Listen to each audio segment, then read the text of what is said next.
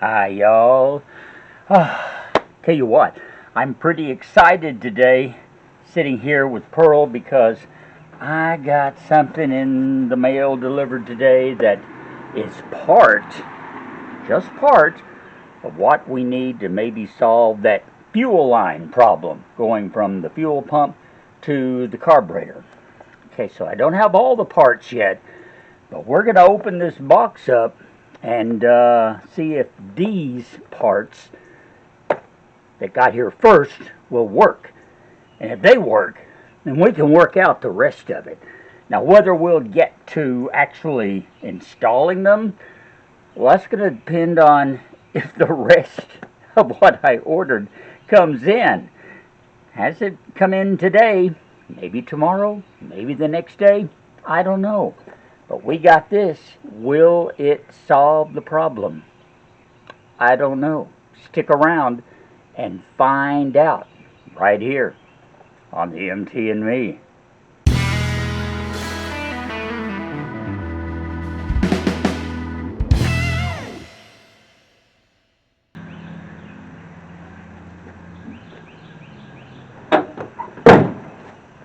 So welcome back to the MT and Me, and thanks for joining us again.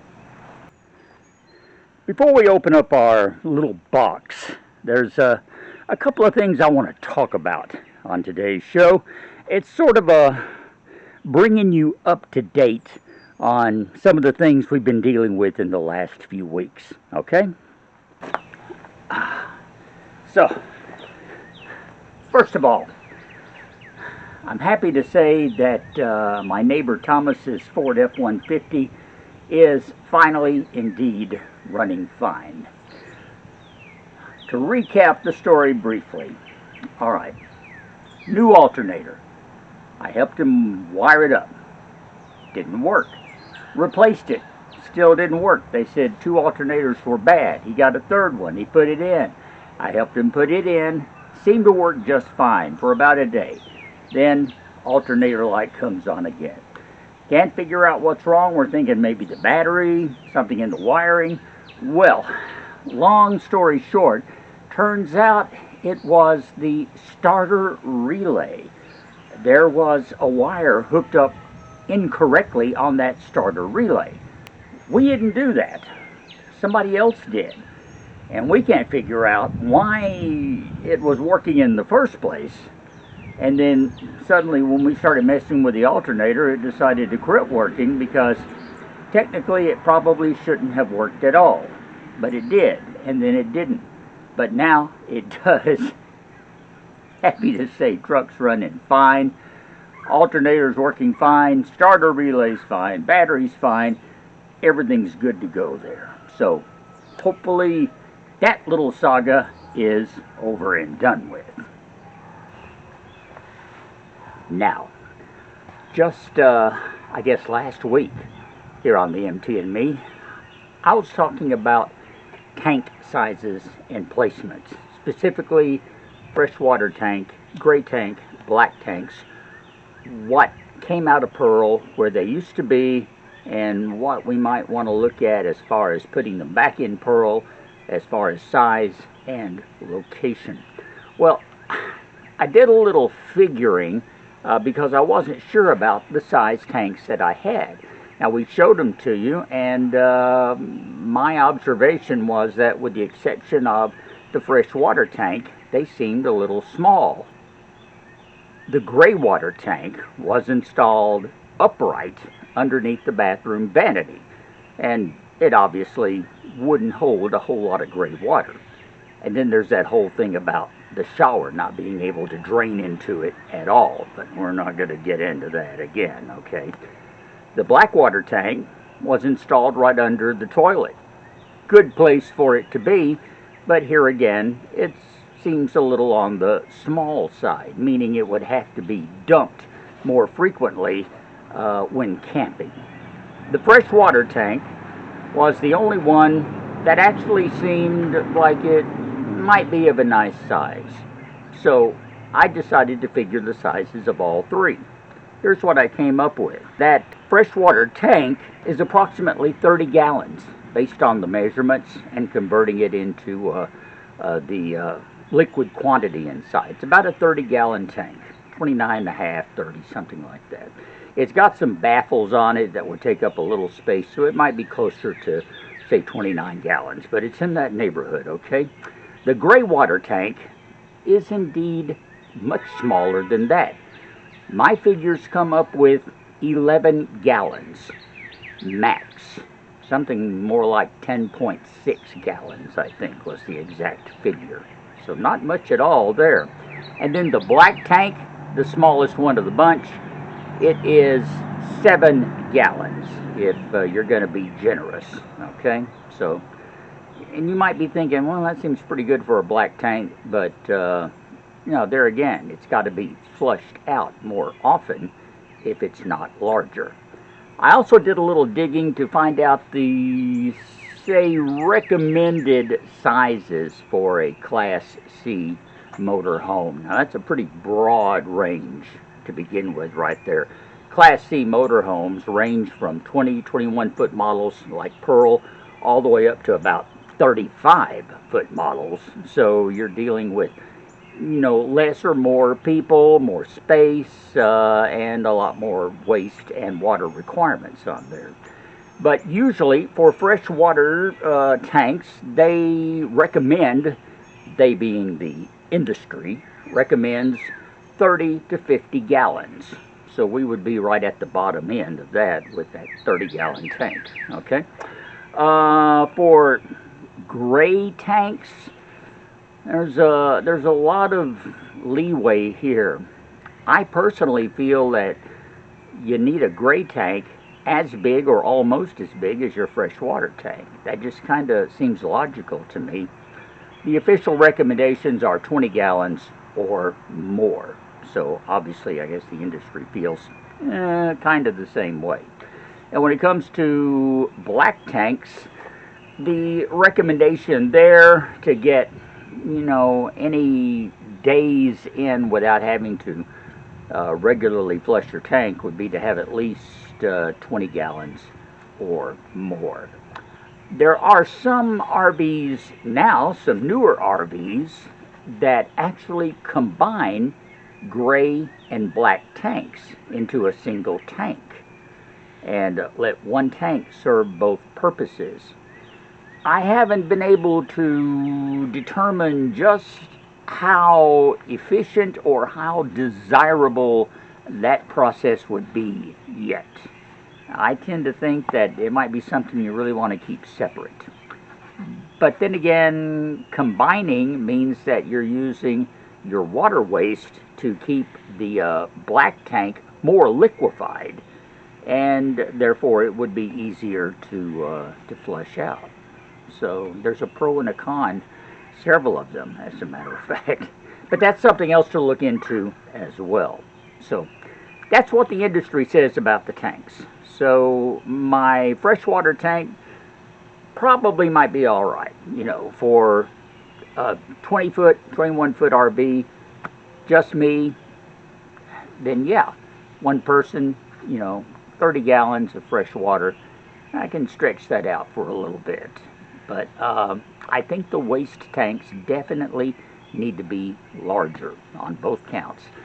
And I definitely want that shower to drain into the gray tank. So that's where we stand with all that. But I wanted to pass along those capacities to you since I did do a little crunching of the numbers. All right.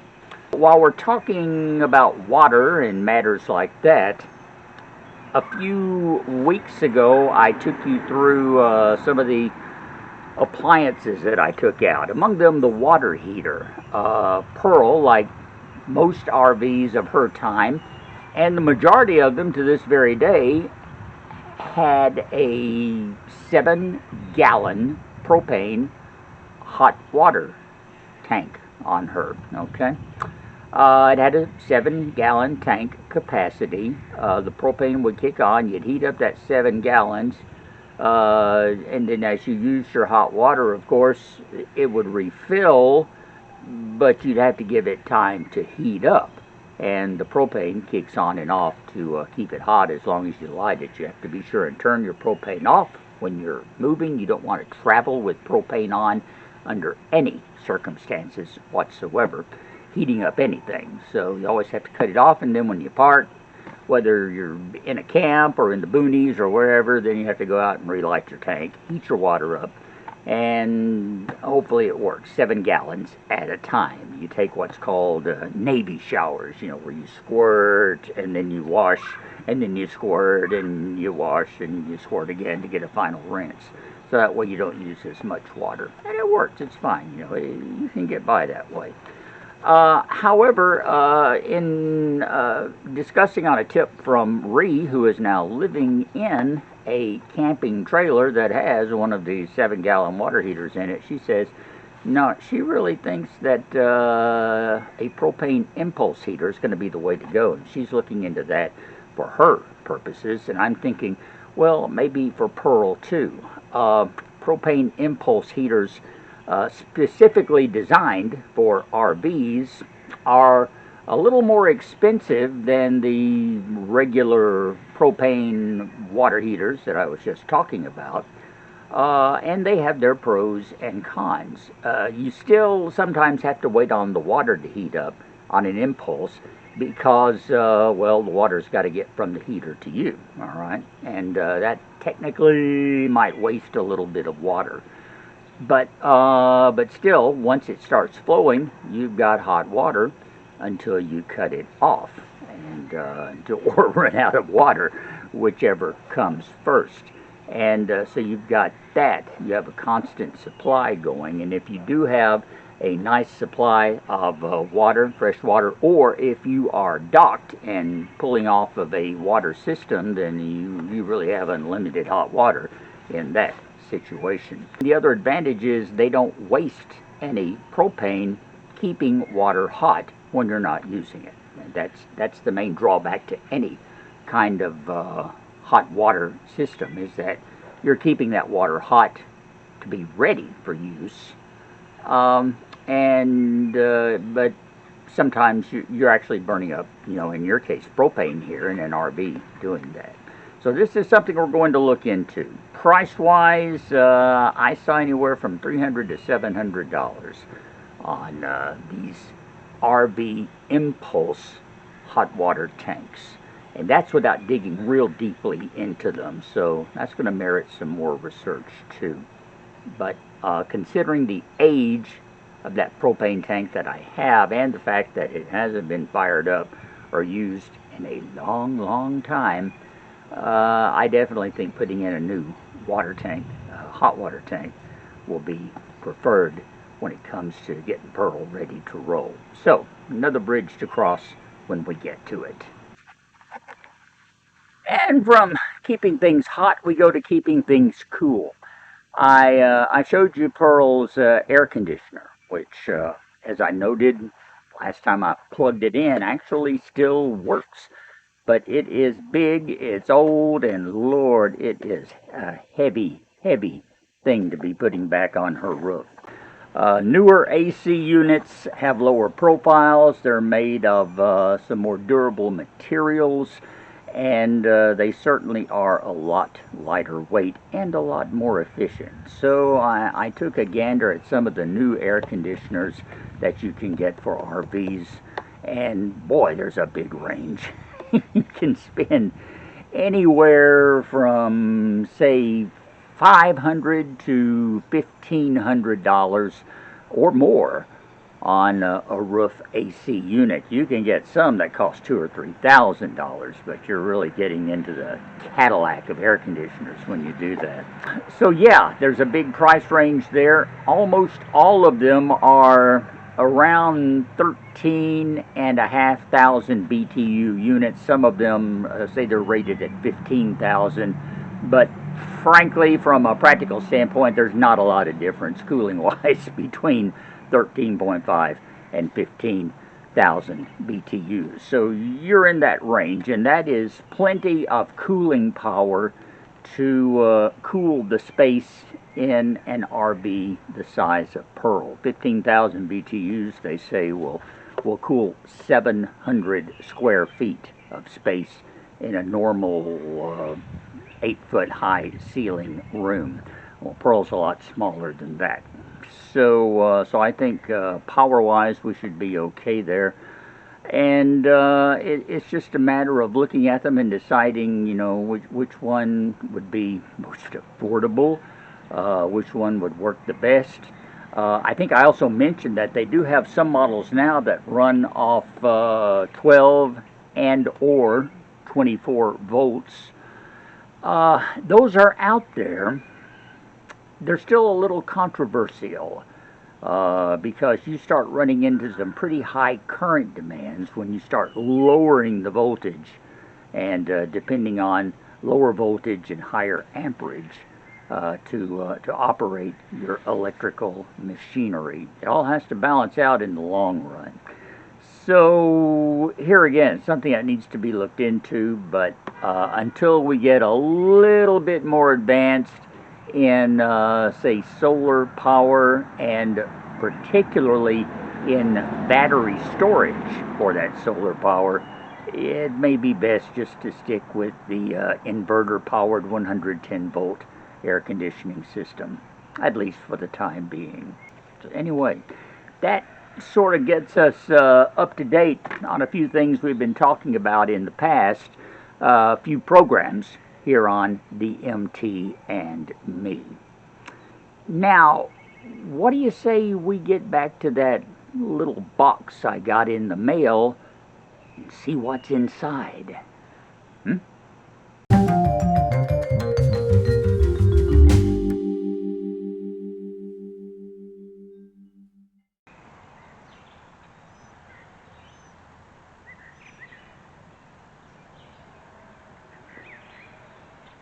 I don't think what's in this box actually came from Mexico. This seems to be a bit of a makeshift cardboard wrapping, but I guess you do what you gotta do, huh?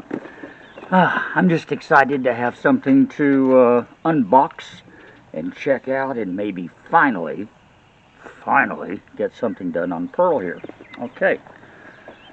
Now, the question with random boxing arrangements is, how do you get them open? Let's try this.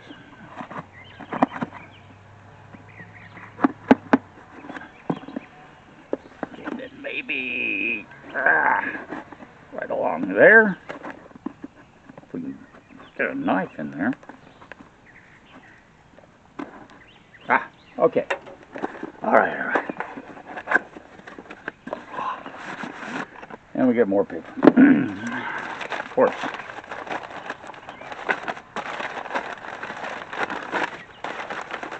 Well, never let it be said they didn't pack it well. And here they are. Yeah, my two little 90-degree fittings.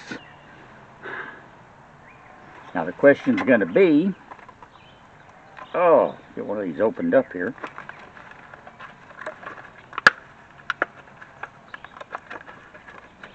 Is this gonna do the trick? Alright. Well, this fit on my fuel pump. I hate to be a naysayer, but looks like this might be too big. And I'll be darned, it is. That is the size they said I needed, but it's not going to work. Well, Hong Kong phooey. And I thought I was really onto something. Well, shoot.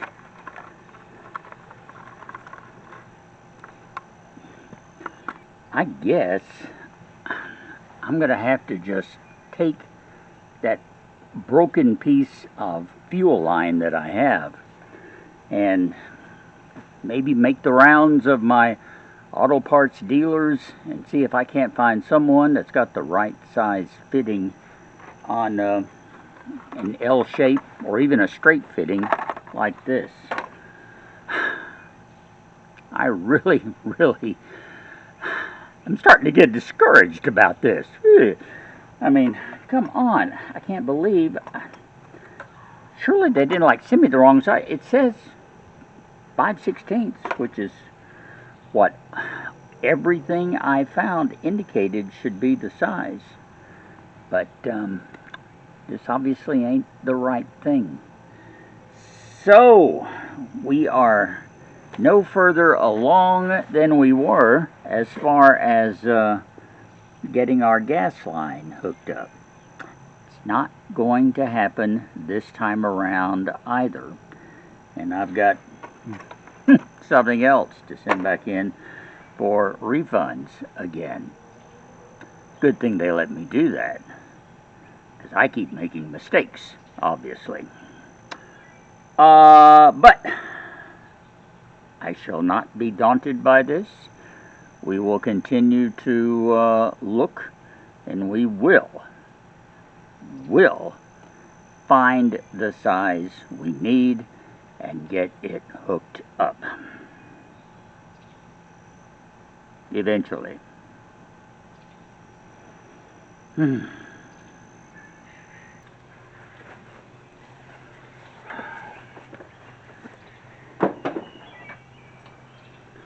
So, I'm back to looking at this. This is the old fuel line. I'm going to take this thing with me today so that we can make the rounds and find this size fitting and be sure that for the third time we have the correct size. Alright, so I just hang that right there and take it with me.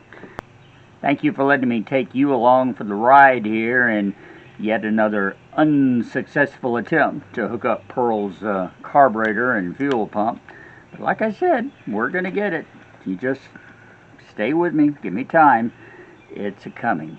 And as for all those figures I shared with you about tank sizes, air conditioning, the water tank, the propane impulse water heating system, I would appreciate your comments and suggestions on any and all of that.